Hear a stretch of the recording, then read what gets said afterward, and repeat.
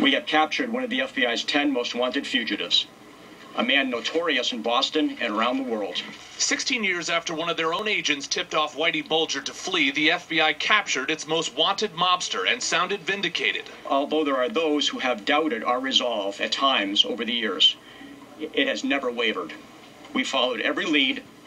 We explored every possibility. For years, they targeted Bulger, offering a $2 million reward. But this week, this is an announcement by the FBI. They tried a different tactic, an ad campaign featuring his longtime girlfriend, Catherine Grieg. It generated a tip that led agents to this 3-story apartment building in Santa Monica, California.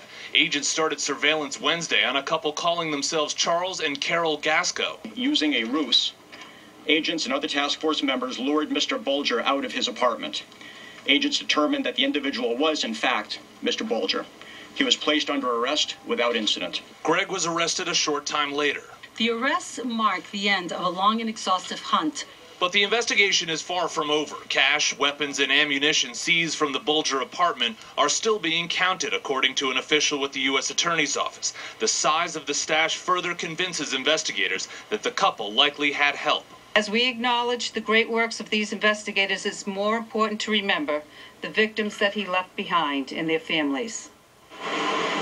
The harboring of fugitive, a federal fugitive part of this investigation, really sounds like it's still wide open. Prosecutors here at the federal courthouse say there's a lot more work to be done with that part of it. And you get the sense that they know that Greg could not have been the only one who was responsible for protecting him, especially after seeing all the weapons and all of the cash that was in that Santa Monica apartment. All of this is now moving at a very rapid pace. They are expecting Bulger here possibly quicker than they originally thought. They had been saying 48 hours. It could be sooner than that. At this point, they don't know who his attorney will be.